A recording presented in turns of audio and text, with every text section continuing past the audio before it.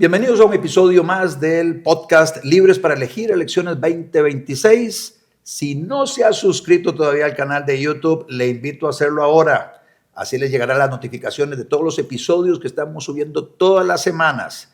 En este podcast estamos entrevistando a candidatos presidenciales, secretarios generales de partidos políticos, entrevistamos a funcionarios del Tribunal Supremo de Elecciones, a personas que conducen encuestas, a analistas políticos. También estamos entrevistando a ministros. Con los ministros, lo que estamos hablando, ministros, y vamos a entrevistar también presidentes ejecutivos de algunas autónomas. Con ellos estamos hablando la parte que tiene que ver con política de Estado, nada electoral, política de Estado, que viene de otras administraciones, lo que se ha hecho en esta administración bien, según el ministro que estoy entrevistando, y luego, según su óptica, qué de esas políticas de Estado deberían trascender de una administración a otra, independientemente de quién esté en la cabeza del Poder Ejecutivo o quién esté en la cabeza de esta cartera ministerial. Bueno, precisamente el invitado que tengo hoy tiene que ver con ese perfil. Es un ministro, el ministro de Relaciones Exteriores y Culto, mi estimado don Arnoldo André. Bienvenido. Un gusto estar aquí, don Otto, con usted y, por supuesto, su muy estimable audiencia. Arnoldo, bueno, un poco para que también las personas, los seguidores sepan, Arnoldo y yo fuimos compañeros en kinder. Yo tengo una foto tuya y mía en kinder. Luego yo pasé a primer grado, vos hiciste preparatoria. Pero nos vimos siempre muy cerca. Nuestras madres fueron muy amigas. Y luego mi hermana, muy amiga tuya. Así que Arnoldo es alguien muy cercano a mi familia, es muy cercano a mí, lo conozco hace muchísimos años. Así que esta es una conversación más entre amigos, Arnoldo. Así es. Hablemos, Arnoldo, de esa política de Estado. Vos llegás a asumir la cartera ministerial ahora en el 2022 de la Cancillería. ¿Qué te encontraste? ¿Qué cambios ha hecho esta administración a nivel de política de Estado en esa política exterior? Bueno, sí, desde el puro inicio yo fui el primer ministro designado del presidente y justamente recordamos que tuvimos solo un mes entre la elección y la toma de poder. Y muy rápidamente después de la elección, a los días, ya había una primera audiencia justamente con la Embajada de los Estados Unidos y el presidente me dice, no puedo ir sin ministro de Relaciones Exteriores designado. Así es que podés ir mañana a las 3 de la tarde o no. Y ahí arrancamos, ¿verdad? Arrancamos desde abril. Tuve una transición ordenada. Eso me dio un poquito más de tiempo que los otros ministros de entrevistarme con don Rodolfo Solano, en este caso, que fue el tercer canciller de la administración pasada. De la administración pasada tuvo 3. Doña Epsi, 1 año, después don Manuel Ventura y después don Rodolfo Solano, que fue un canciller de pandemia, que eso le da otra característica. Y bueno, hay que de previo aclarar que las políticas exteriores de Costa Rica, la política exterior es justamente una política de Estado y no necesariamente de gobierno. Hay 5 pilares fundamentales establecidos que las administraciones han venido respetando, ya las cito. Y lo que hacen los gobiernos es darle otros acentos o nuevas iniciativas. ¿Y cuáles son esas 5 áreas? Las áreas... 5 pilares que mencionas. Son, por un lado, la protección a la soberanía y a la integridad territorial del país. Esa es una de las grandes preocupaciones de Cancillería. Por otro lado, la lucha por la promoción, el respeto de los derechos humanos y libertades. Tenemos el aspecto de la promoción del derecho internacional, todas las iniciativas que tengan que ver con paz, desarme y solución pacífica de las controversias internacionales y por último las políticas pro medio ambiente sostenible que se han desarrollado a partir del Pacto de Río en el 92. Se han integrado a un departamento de política de medio ambiente y ahora océanos. Es alrededor de esos temas que ha venido el país consistentemente defendiendo sus posiciones. Sí, administración tras administración, desde el 92 la parte climática que mencionabas, se incluye. Pero esos 5 pilares han estado presentes durante Siempre. todas las administraciones. Fue quizá el ex canciller Gonzalo Facio, que tuvo 2 administraciones seguidas de canciller, que elaboró un poco, sistematizó para Costa Rica esos ejes temáticos, y desde entonces esto se ha venido manteniendo. En esta administración agregamos y fortalecimos algunos aspectos. Nuevo ha sido el incluir ahí la diplomacia azul y la economía azul, aprovechando que Costa Rica ha sido coanfitrión con Francia de la tercera conferencia de las Naciones Unidas sobre el océano, que se celebró recién hace un mes, en junio, en Niza, Francia. Y ahí hemos promovido la ratificación del acuerdo para proteger la biodiversidad en alta mar, fuera de los 200 millas de la zona patrimonial de los estados. Y por supuesto también una convención que se está promoviendo contra la contaminación plástica en el océano. No es contra el uso del plástico, para aclararlo, es contra la contaminación, el mal manejo de los desechos plásticos. Sí, que ese tema es muy importante porque inclusive ha habido política pública en el pasado relacionada con el tema de plásticos.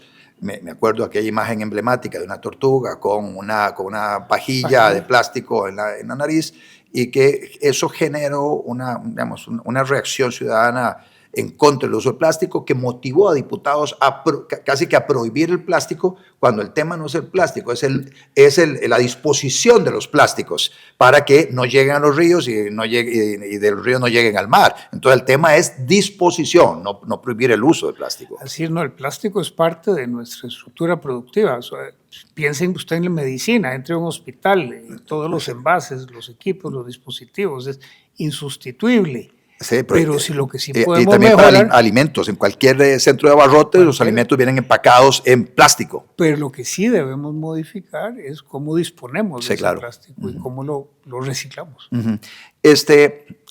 Hablando nuevamente, están estos 5 pilares, y vos me mencionaste que hay unos acentos, y este gobierno entonces le ha metido unos acentos. ¿En qué consiste? Bueno, mencionaste ahora el tema de los océanos, a propósito de la participación de Costa Rica en Niza, que es como un reforzamiento del 5º pilar que mencionaste, pero la parte que tiene que ver con acentos, ¿cuáles han sido los acentos de esta administración en política exterior? Por ejemplo, continuamos que ya venía de la administración pasada, y lo conversábamos ahora con la fuerte presencia de Costa Rica en países árabes. Eso incluye a los Emiratos Árabes y a Arabia Saudita principalmente, pero también Doha, en Qatar, donde he podido visitar anualmente esos países. Estamos ya muy cercanos con Arabia Saudita a que ellos abran embajada en Costa Rica, y una vez que eso suceda, pues estaría Costa Rica abriendo una embajada nueva en Riad, por un lado. Y por otro lado, recuperamos la relación con Japón. Japón venía algo abandonada en su relación con Costa Rica, y con la constante presencia también anual de mi parte y también del ministro Tovar, hemos podido reconfigurar la relación con Japón a tal punto que nos apoyó decididamente en nuestra solicitud de ingreso al Acuerdo Transpacífico, o el trabalengua CPTPP. Esa parte, a nivel de rescato del tema de la política de Estado con los países árabes, me acuerdo que fue en el gobierno de Oscar Arias, 2006, 2010, que se toma la decisión de acercarnos a China, y ahorita vamos a hablar de China, Estados Unidos, de acercarnos a China, pero también acercarnos a países árabes. En ese momento, creo que Bruno Estaño estuvo metido en esa dirección, y luego no sé si fue en la siguiente administración, Manuel González estuvo en ¿cuál? ¿En la de Laura o estuvo en la de Luis Guillermo. Manuel González fue el canciller de Luis Guillermo. De Luis Guillermo, porque me acuerdo que sí, Manuel González estuvo con acercamientos, estrechando vínculos con Emiratos. Entonces, 14, 18. Sí, entonces, sí ha habido esa política de Estado desde esa fecha que no se ha cambiado. Lo que voy es que esta administración ha decidido seguir adelante en la dirección de esa relación con estos países árabes, los países árabes más tal vez occidentalizados, los más cercanos inclusive a los Estados Unidos, como podría ser Arabia Saudita, Emiratos Árabes. Sí, a tal punto que logramos un tratado de libre comercio ¿Cómo no? Con Emiratos Árabes. Ajá. Y ahora pues está negociando otro con Israel, pero eso lo vemos en el tema. Hablemos China-Costa Rica, porque eso es un tema, nuevamente, en los énfasis ha tocado a esta administración coincidir ya una partecita con el gobierno, este segundo gobierno de Donald Trump en los Estados Unidos, pero ya desde el gobierno de Biden venía Costa Rica muy cercano a los Estados Unidos, estrechando cada vez más el vínculo con los Estados Unidos, y eso significaba una especie de alejamiento con China. O sea, ¿cómo ha lidiado Cancillería con este tema, tomando en consideración que tenemos relaciones formales con China desde el año 2007? 2007, hace 18 años. Sí, recordemos que bajo la administración de Joe Biden teníamos acá una embajadora extraordinaria, que era la señora Cynthia Telles, que había crecido en Costa Rica. Sí, muy querida por todo el mundo. Su padre había sido embajador de Estados Unidos acá. Justo cuando vino el presidente Kennedy en los 60s, y ella creció en el colegio acá, tenía relación directa con varias gente, y eso la hacía ser muy cercana a Costa Rica.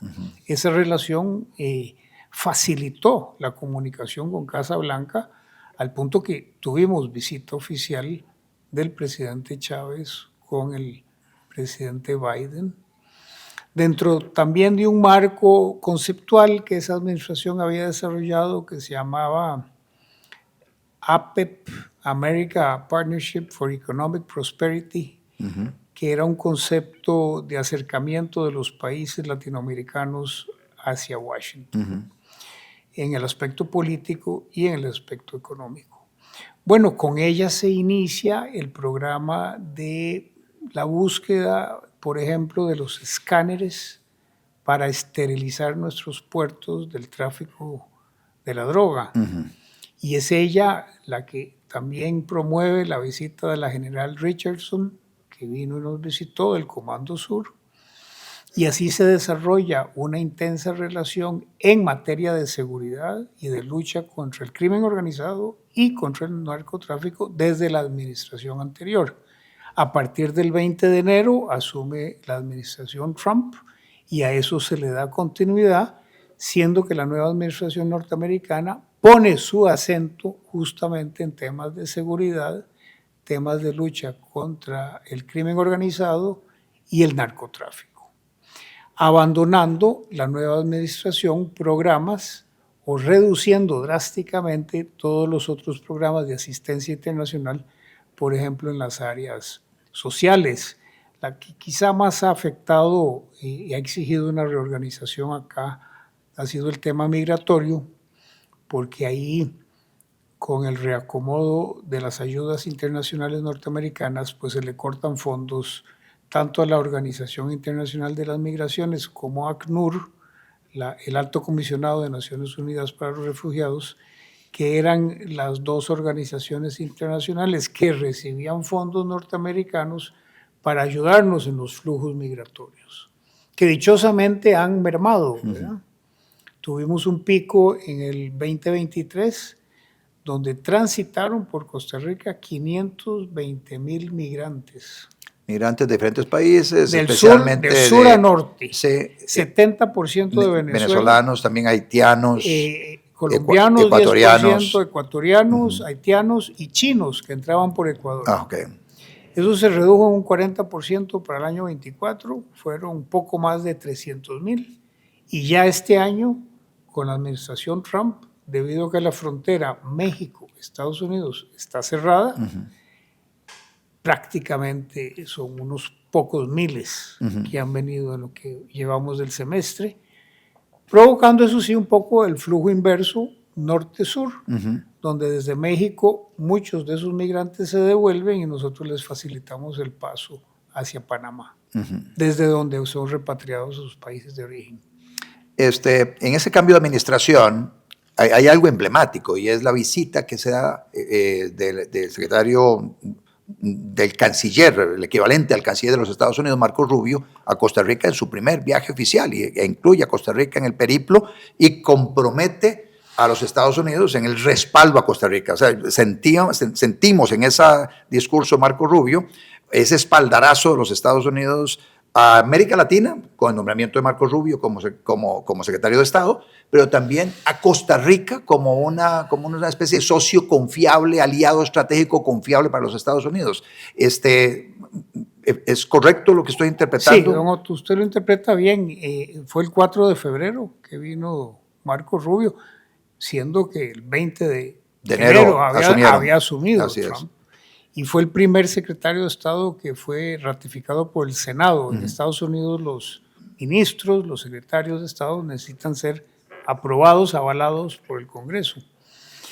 Y fueron solamente palabras de elogio para Costa Rica. Estuvo breve, estuvo solo un día, pero nos felicitó por la política en materia de seguridad, nos felicitó por la lucha contra el crimen organizado, nos felicitó por el combate al narcotráfico y por el sistema democrático costarricense, las libertades, el sistema económico, el sistema social. Cero quejas, cero quejas. Todo fueron palabras de felicitación. Es más, dijo que éramos ejemplo para el mundo de cómo deben hacerse las cosas bien. Eso consolidó, por supuesto, la relación de la administración Chávez Robles con la administración Trump. China, Arnoldo, tenemos relaciones con China desde el 2007, en el tema de telecomunicaciones, la parte de ciberseguridad, etcétera. El gobierno ha sido muy claro en más o menos alinearse con lo que Estados Unidos ha solicitado en esa materia para relacionarse con una empresa china como Huawei, lo mismo la Unión Europea. Viene el convenio de Budapest, que lo que dice es quienes no han suscrito el convenio de Budapest o quienes no hayan manifestado la intención de suscribirlo, quedan fuera de venderle tecnología al Estado costarricense, que tiene que ver con la utilización de las redes 5G, 4G, en fin, en infocomunicaciones, y ahí están cubiertos entonces China, Rusia, Bielorrusia, Corea del Norte y no sé qué otro país que están en esa condición, y eso ha tensado las relaciones con China. Hace poco te reuniste con la embajadora china, Sí. O sea, cuando vino de China, hace poco también hubo un zipizape ahí con el tema de una visita de alguna oficina gubernamental costarricense a Taiwán, y eso generó ahí unas chispas en nuestra relación con China. ¿Cómo está ese tema? Estados Unidos, China, nuestra relación con ellos y el acento que esta administración le ha dado tal vez a la relación con los Estados Unidos. Sí, el tema de China es el siguiente. En el 2007, en el gobierno de don Óscar Arias, se toma la decisión de romper relaciones diplomáticas con Taiwán e iniciarlas con la República Popular de China, siguiendo una resolución de las Naciones Unidas del año 1971, donde se sustituye a Taiwán en el Consejo de Seguridad de las Naciones Unidas por la República Popular de China. Cuando Chiang Kai-shek, que era el gobernante chino, huye y se refugia en Taiwán, mantiene esa representación de China en el Consejo de Seguridad de las Naciones Unidas hasta el 71. Ahí la comunidad internacional, incluyendo Estados Unidos, hacen un giro, expulsan a Taiwán de las Naciones Unidas y reconocen a la China Popular como la representante de China. Nosotros, junto con los demás centroamericanos, unos 24 naciones del mundo, sostuvimos relaciones con Taiwán hasta el 2007, donde Costa Rica, como primer país de Centroamérica, toma la decisión de seguir esa corriente que venía internacional. En ese pacto, que se llama un memorándum de entendimiento entre Costa Rica y China, se pactan fundamentalmente dos cosas. Una, que Costa Rica se compromete a reconocer a la República Popular de China y Beijing como el único representante de China en el país. Y China considera a Taiwán una provincia rebelde. Y por lo tanto, dice ese memorándum que Costa Rica se compromete, se obliga a no mantener relaciones oficiales con Taiwán. Esa es la palabra clave. Y en el segundo párrafo dice, sin embargo, Costa Rica sí podrá tener relaciones culturales, educativas, comerciales y de cualquier otra índole que no sean oficiales.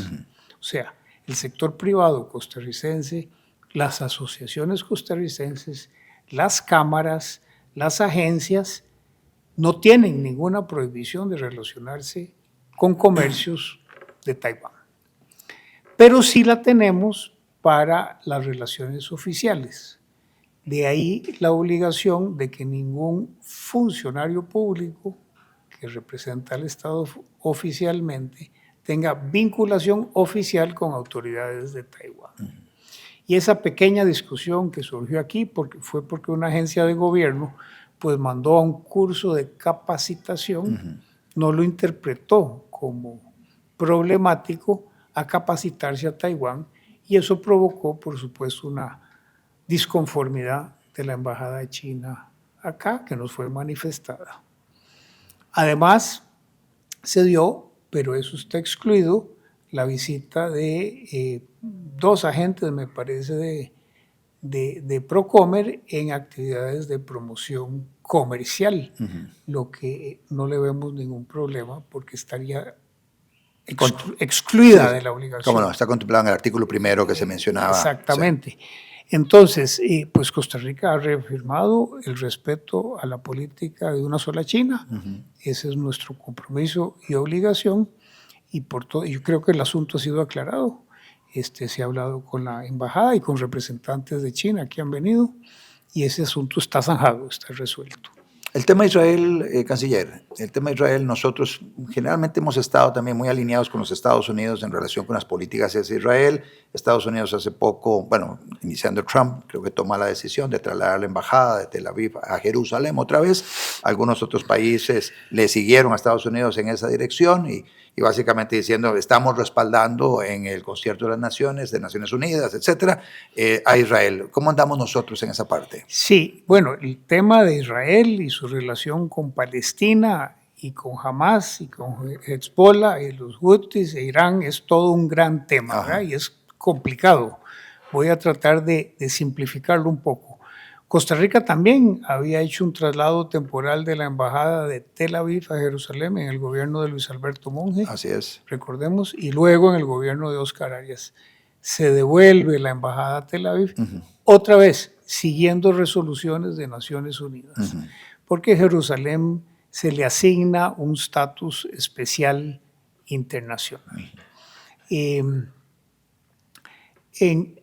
Costa Rica es un país amigo de Israel. Costa Rica, antes, cuando vos y yo crecimos, recordemos que la política exterior de Costa Rica eran 3 capitales: Taipei, Washington y Tel Aviv.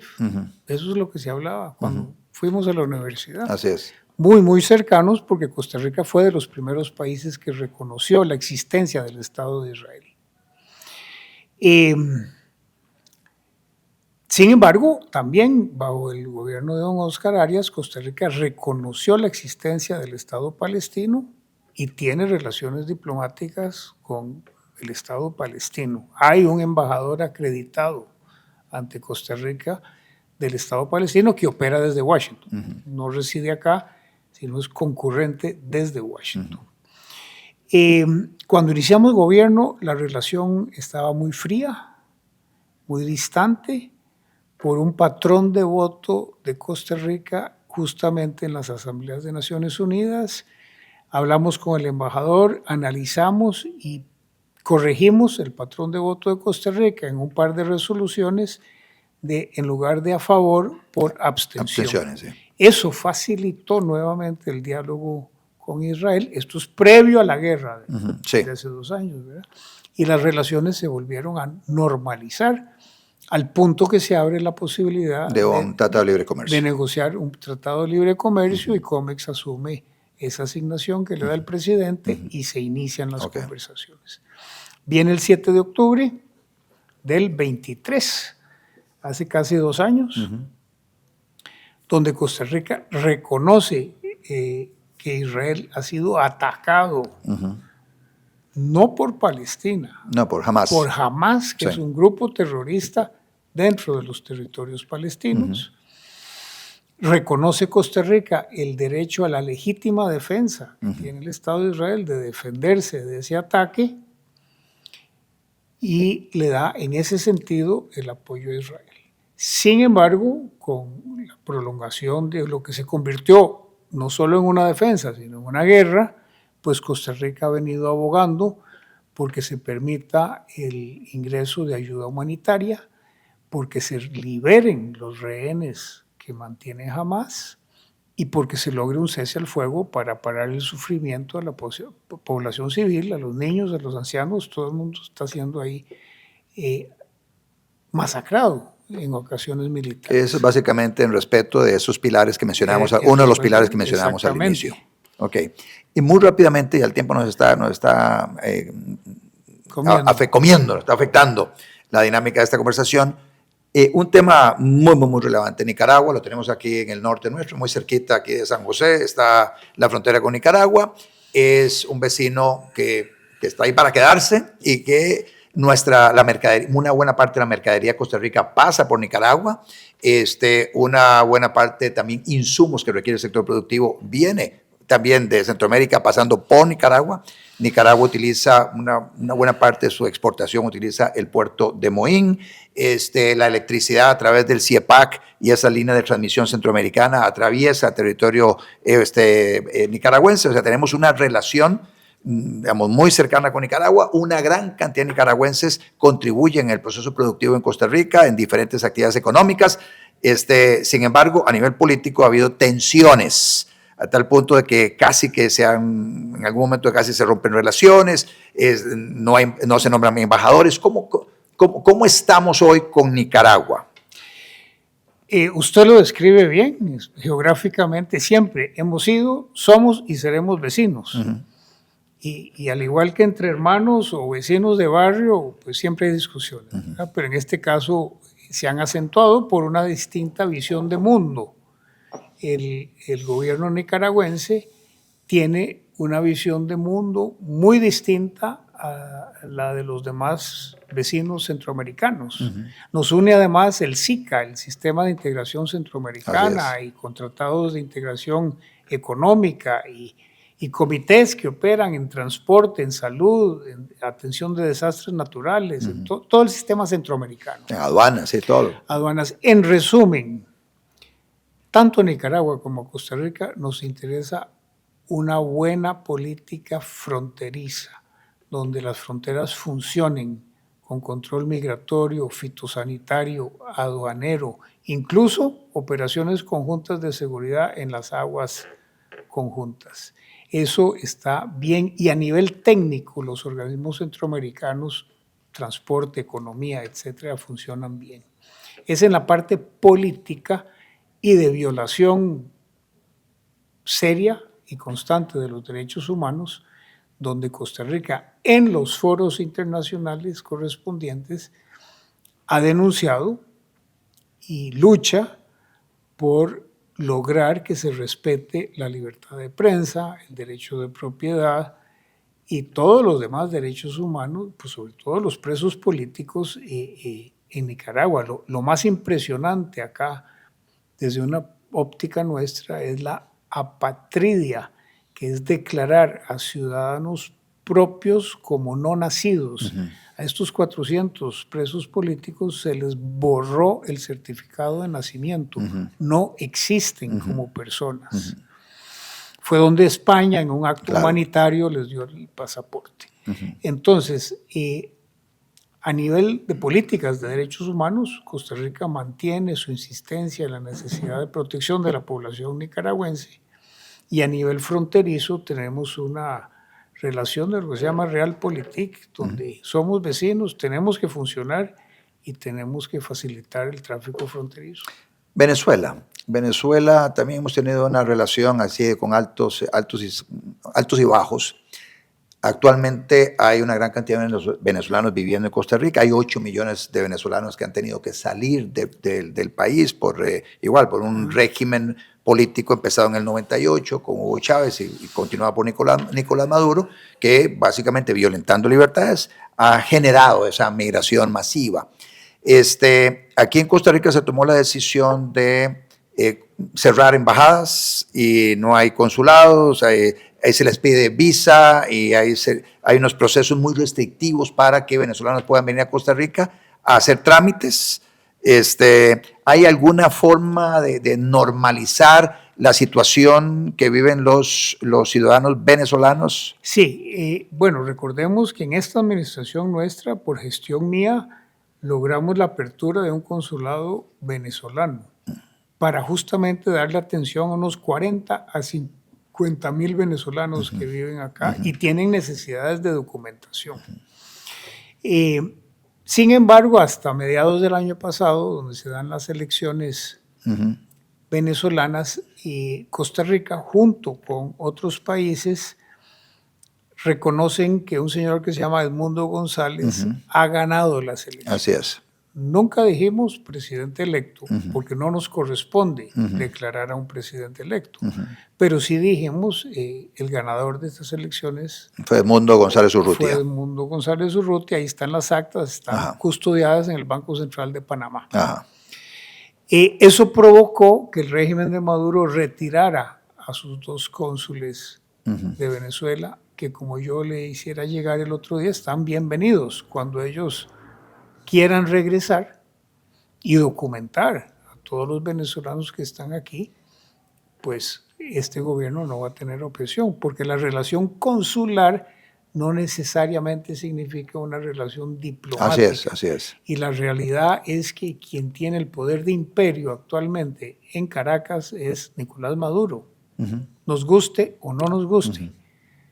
Entonces hay que normalizar la relación, por lo menos consular, para darle auxilio a todos los venezolanos que están acá. El tema del acceso a la avenida Costa Rica, venezolanos hoy tienen visa restringida, hoy no puede venir venezolano, ¿es correcto eso? Tienen que aplicar vía consulado de Colombia en Bogotá por un permiso de ingreso y se les concede. Y se les concede, ok. Canciller, ya para finalizar, tal vez algunas palabras para nuestros seguidores en relación con esa política de Estado que, a tu juicio, debiera mantenerse en la siguiente administración, independientemente de quién esté en la cabeza de la Cancillería y quién esté en la cabeza del Poder Ejecutivo.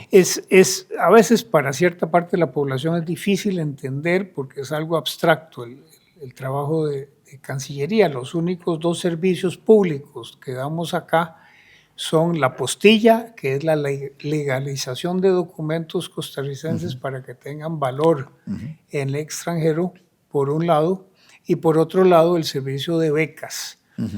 Las embajadas informan a Cancillería de su oferta de becas y de las universidades extranjeras, y nosotros somos los intermediarios, los que le damos publicidad y gestionamos la aplicación de costarricenses para estudiar afuera. Pero también hay alguna ayuda exterior, ¿no es así? Hay una oficina que canalizaba donaciones, no solo de becas, sino donaciones. Bueno, es la Dirección de Cooperación Internacional, pero directo para el ciudadano acá son esos 2 servicios, además de los intérpretes.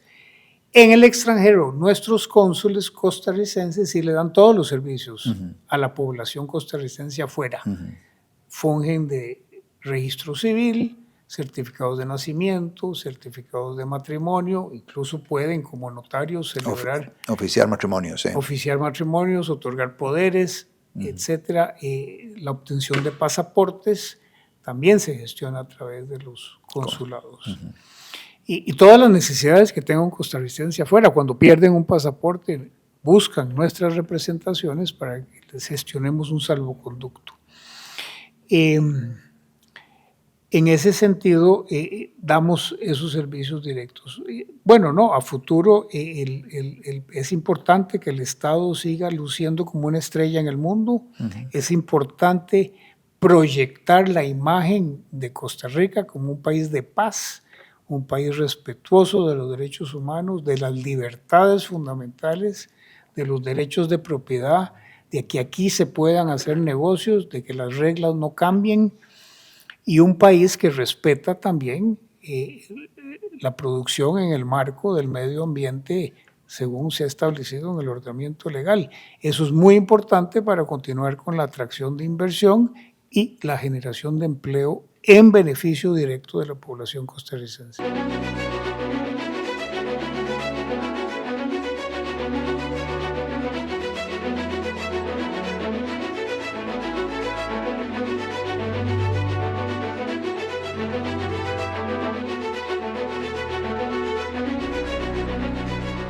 Podcast con Otto Guevara.